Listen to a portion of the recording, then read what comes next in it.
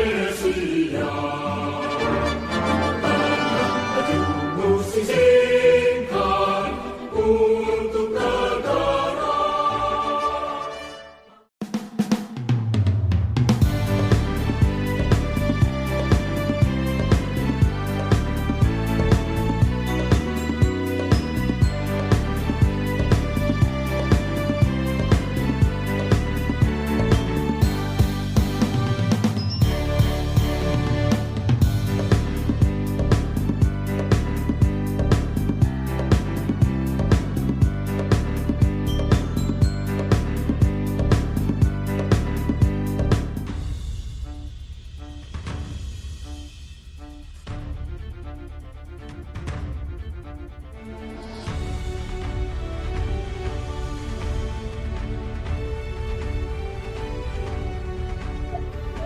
Dah, kita sekarang di area museum perumusan naskah proklamasi. Di depan kita rumahnya Jenderal Laksamana Maeda.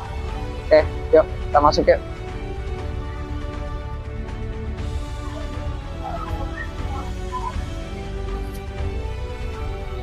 Nah, ini ada Agus. Nah. Oke, kita ngapain aja nih Gus? Kesini nih Gus. Ya, kita udah sampai di gedung perumusan naskah proklamasi. Ini dulunya adalah rumah salah satu jenderal Jepang, namanya Jenderal Laksamana Maeda. Oke, jadi ini gedung rumahnya cukup besar ya. Kita langsung aja, yuk. Nah, ini ruangan pertama yang dimasukin oleh Bung Karno, Bung Hatta, dan Ahmad Subarjo.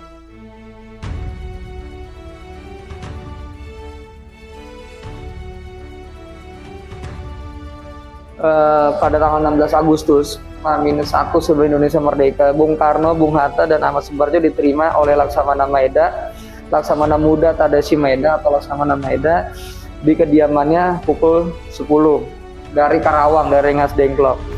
Langsung nih mereka bertiga ngejelasin tentang diadakannya pertemuan persiapan menjelang Indonesia merdeka di sini gitu. Tapi Maeda memberitahukan pesan namanya Gunseikan. Gunseikan itu pemerintah militer Jepang. Jadi kepada rombongan yang pulang dari Rengas Dengklok agar menemuinya. Nah, pesannya apa? Kemudian mereka dengan ditemani Maeda dan Miyoshi Sun Kichiro, juru bicara Angkatan Jepang, berangkat ke Gunseikan, bertemu dengan Mayor Jenderal Nishimura, menjelaskan bahwa pihak Jepang tidak dapat membantu. Jadi pihak Jepang nggak mau ngebantu juga sebenarnya, karena telah ada kesepakatan dengan pihak sekutu untuk mempertahankan status quo di Indonesia. Dia juga melarang adanya rapat yang akan dilangsungkannya di rumah Maeda. Jadi setelah itu ditolak dulu, nggak langsung di sini. Jam 10 nyampe. Setelah ditolak, baru Bung Karno, Bung Hatta, dan Ahmad Subarjo tiba balik lagi ke sini. Itu pukul 2:30. Mereka menjelaskan kepada Maeda akan memproklamasikan kemerdekaan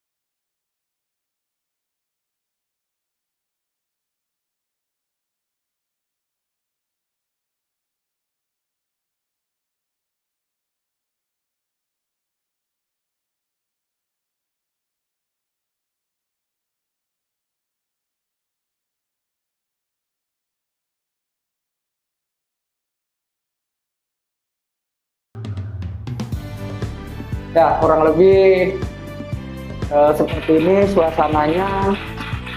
Jadi kecil banget ya untuk pengetikan sebuah memproklamirkan kemerdekaan di ruang sekecil ini.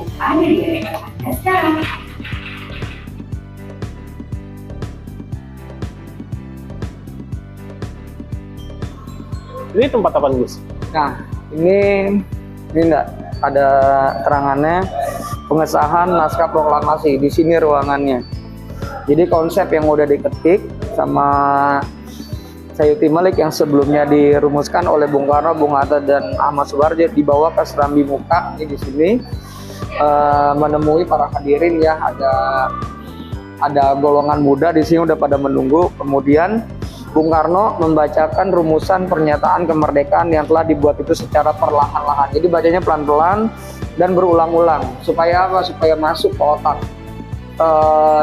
Supaya dia mengerti oleh para golongan muda. Sesudah itu beliau bertanya pada para hadirin, setuju atau tidaknya terhadap rumusan itu. Menurut Bung Hatta, jawaban dari dari hadirin adalah gemuruh suara menyatakan setuju. Kemudian diulangi lagi, jadi nanya pertama kali setuju nggak? Setuju. Gemuruh banget tuh. Kemudian diulangi lagi pertanyaan oleh Bung Karno, benar, saudara-saudara setuju? Jawabannya adalah sama. Selanjutnya, setuju. Dan di sini juga kemudian sempat timbul pertentangan pendapat mengenai siapa yang tanda tangan naskah proklamasi tersebut. Akhirnya Soekarni, ini Soekarni nggak ada hubungannya sama Soekarno enggak. Soekarni ini adalah dari golongan muda. Soekarni maju ke muka, ngusulin dan dengan suara lantang mengatakan, bukan kita semua yang hadir di sini harus menandatangani naskah, cukup 2 orang saja. Jadi cukup 2 orang aja yang menandatanganinya atas nama rakyat Indonesia, yaitu Soekarno dan Hatta. Usul itu pun diterima hadirin dengan tepuk tangan dan berseri. Kemudian Bung Karno memerintahkan Sayuti Malik untuk mengetik naskah proklamasinya tersebut. Jadi alurnya bertemu Laksamana Maeda, naik ke atas, dirumusin, ditanya ke sini ke hadirin. Jadi ketika mereka bertiga nih, Ahmad Subarjo, Bung Karno dan Bung Hatta itu lagi ngerumusin, mereka nunggu semua di sini. Nunggu. Setelah dibacain hasil naskahnya, konsep naskahnya dibacain setuju, baru diketik di ruang sebelah sini kanan. Ini bisa dilihat para tokoh yang hadir. Jadi yang seperti yang tadi kita sebutkan gitu, ada Ahmad Subarjo, ada Bung Karno dan Bung Hatta. Selain itu juga ada yang lainnya yang hadir di sini. Ada golongan tua dan golongan muda saat itu disebutnya. Ada sekitar 29 yang nggak ada di dalam foto. Ada 3 nih, Andi Sultan Daeng Raja, Semaun Bakri dan Sudiru. Jadi ada 29 orang yang hadir di sini dalam rangka perumusan teks proklamasi Indonesia. Ini ada Bung Karno, ada Bung Hatta, ada Ahmad Subarjo. Oke, kita lanjut. Ada teks yang udah diketiknya. Nah, ini jadinya kayak gini, Mbak. Jadi yang tadi lu bilang peran pemudanya apa, yang bacain memang Bung Karno. Tapi dalam proses penekanannya supaya Bung Karno mau memerdekakan Indonesia, memproklamasikan kemerdekaan Indonesia, itu adalah atas dari tekanan golongan muda. Jadi lo bisa bayangin kalau kita boleh berandai-andai ya, kalau misalnya golongan muda nih nggak cekatan ngelihat vacuum of power-nya Indonesia setelah Hiroshima dan Nagasaki dibom sama Amerika Serikat, kalau mereka nggak cekatan untuk mendesak para golongan tua segera memproklamirkan kemerdekaan, kita nggak tahu apa yang akan terjadi. Peran pemuda kentara banget di peristiwa Rengas Dengklok dan peristiwa perumusan proklamasi kemerdekaan Indonesia. Ini terjadi 16 Agustus, tanggal 17 Agustus diproklamirkan kemerdekaan. Yuk kita lanjut ke tugu proklamasinya.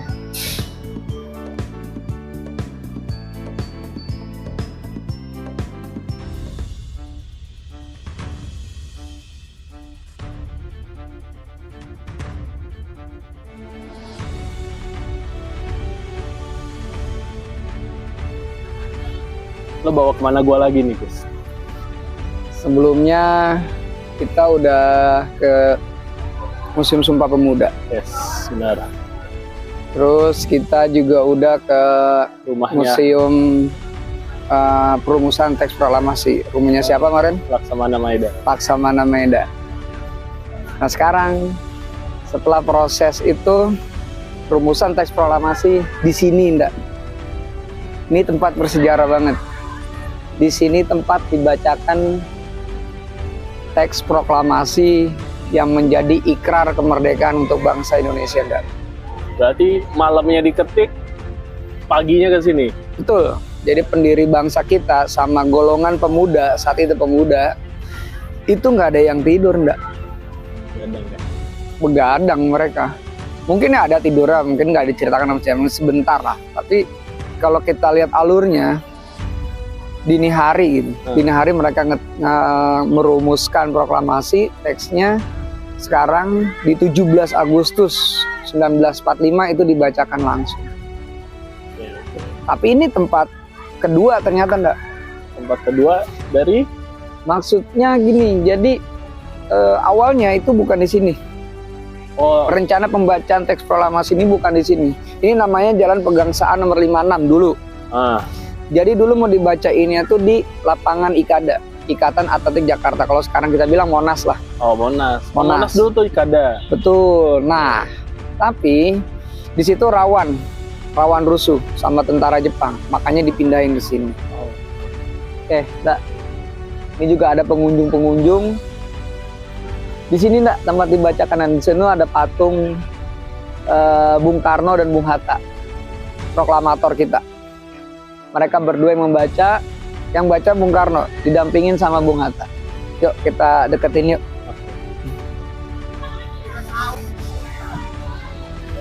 Ini, Ndak, di lapangan ini nih, Ndak. Di lapangan ini sekitar 500 orang kumpul menjadi saksi sejarah pembacaan teks proklamasi. Oh, rame berarti di sini. Rame.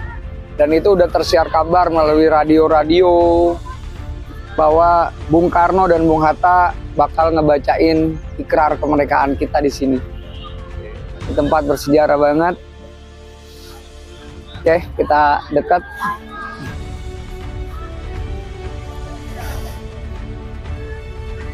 Nah, ada Bung Hatta. Ini Bung Hatta, itu Bung Karno. Jadi ada sempat penundaan pembacaan proklamasi. Bung Karno udah ada, tapi Bung Hatta belum datang. Oh, Bung Karno nggak mau. nggak barengan berarti? Nggak barengan. Bung Karno nggak mau kalau Bung Hatta belum datang. Pokoknya kalau Bung Hatta udah datang, ngedampingin Bung Karno buat baca, baru beliau mau baca.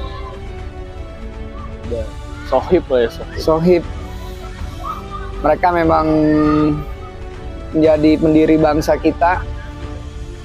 Ini tempat setelah dirumuskannya proklamasi di Rumah Laksamana Maeda, di sini diikrarkan, dan setiap setengah jam sekali setelah pembacaan ini, Ndak, itu diputar di radio terus.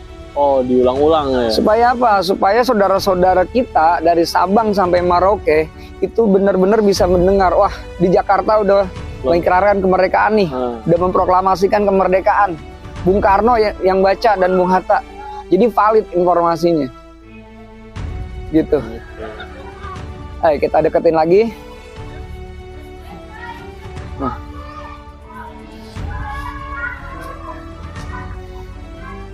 Di sini ada teks proklamasinya. Ya, yang sama-sama siapapun ya. Gue yakin siapapun pasti tahu teks proklamasinya. Kami, bangsa Indonesia, dengan ini menyatakan kemerdekaan Indonesia, hal-hal yang mengenai pemindahan kekuasaan dan lain-lain diselenggarakan dengan cara seksama dan dalam tempo yang sesingkat-singkatnya. Jakarta, 17 Agustus tahun 05, karena ngikut Jepang saat itu tanggalnya atas nama bangsa Indonesia dan ditandatangani oleh Bung Karno dan Bung Hatta. Sekali lagi, peran pemuda kental banget di sini, kuat banget. peran pemuda. Para pemuda seperti Singgi, Sukarni, BM Dia, Sayuti Malik saat itu yang mendorong Soekarno untuk segera memproklamirkan kemerdekaan. Karena apa? Saat itu kita dalam kondisi vacuum of power. Jepang dibom Hiroshima dan Nagasaki. Saat itu Jepang menyerah sama sekutu, kita nggak ada yang nempatin nih. Makanya buru-buru diproklamirkan kemerdekaan. Ini ndak diabadikan di tugu ini, di tugu proklamasi ini yang dulu bernama Jalan Pegangsaan nomor 56. Merinding, lihat teh. Penjajahan yang dialami bangsa kita dulu berabad-abad diproklamirkan dengan teks yang ada sekitar cuma 2 alinea, 2 paragraf, tapi menjadi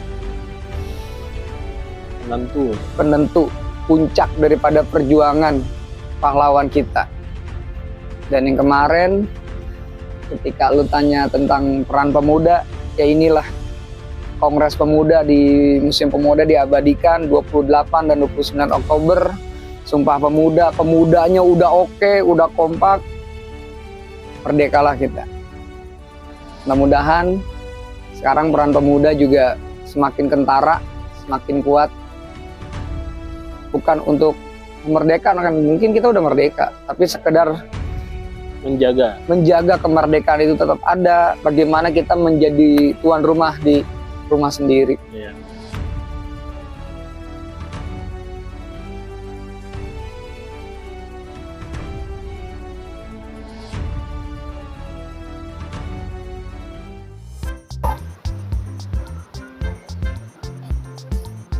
Agus.